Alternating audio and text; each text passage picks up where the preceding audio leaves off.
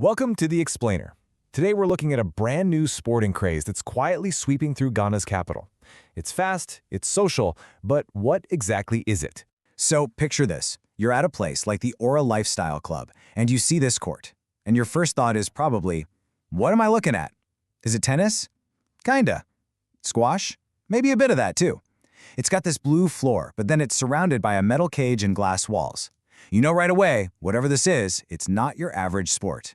And this isn't just a one-off thing. These courts are showing up all over Accra, and they're bringing a whole community of players with them. So that begs the question, right? What is this sport, and why is everyone getting so hooked on it? All right, let's get into it. The answer? It's a sport called paddle. And honestly, the best way to describe it is, imagine if tennis and squash got together and had a really cool, high-energy baby. That's paddle. So this sport has actually been around for a while. It started in Mexico way back in the 60s. The big thing you'll notice is the court. It's way smaller than a tennis court, about a third of the size, and it's completely enclosed. And that small size is everything.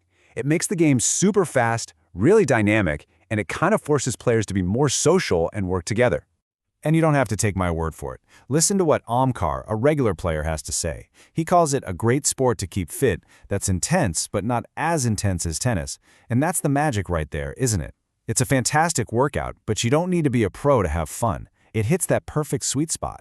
Okay, so when you compare it to tennis, you see how these little details completely flip the script. Yeah, the smaller court matters, but the real game changer? The walls. They are part of the game. You can play the ball off the glass. Add in a solid racket with no strings and the fact that you have to serve underhand, and suddenly it's a whole new ball game. You get these incredible long rallies. It's less about brute force and all about strategy and finding those clever angles. Now, you might be thinking this is just a fun new hobby for people, right? A casual weekend thing, but it's way more than that.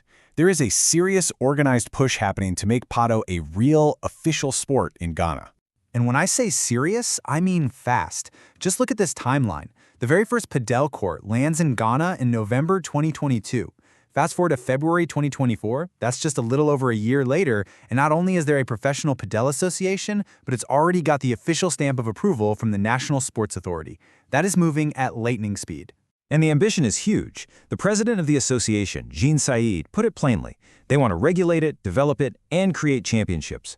They're not just thinking about getting more people to play for fun, they're thinking big. Like a national team representing Ghana internationally. That's the end game.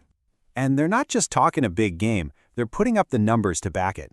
They kick things off with 700 members right out of the gate, and that's a whole mix of people, pros, amateurs, folks just playing for fun. But here's the kicker. Their goal for the end of 2024 is to get to 2,000 members. That's nearly tripling their base in less than a year. Of course, to get that many players, you need places for them to play. And that's happening too. The infrastructure is booming. We're seeing new, dedicated paddle clubs pop up all across Accra, in Spintex, East Legon, Labone, you name it. Right now, there are over 10 courts across the city, and believe me, that number is only going up.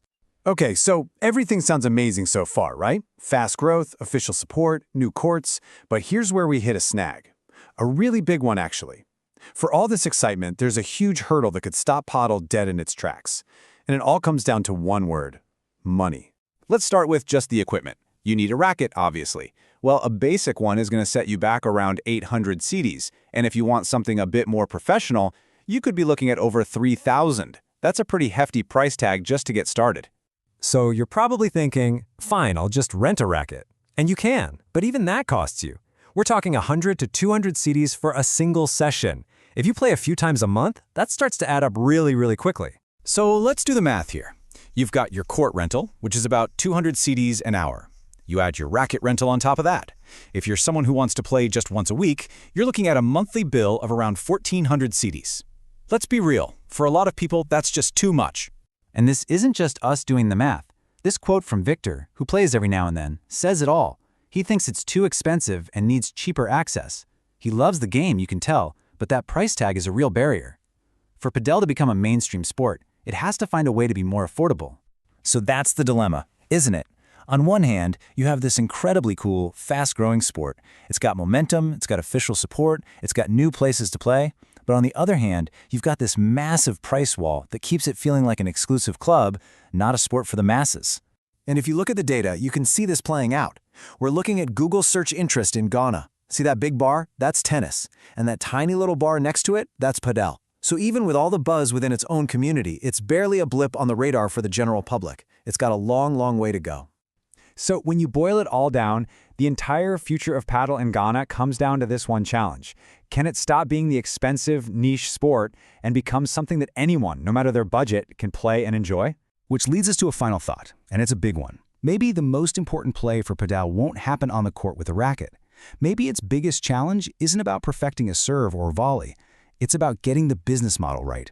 Will things like creative pricing or community programs be the key that finally unlocks Padel for the rest of Ghana? That's the real question.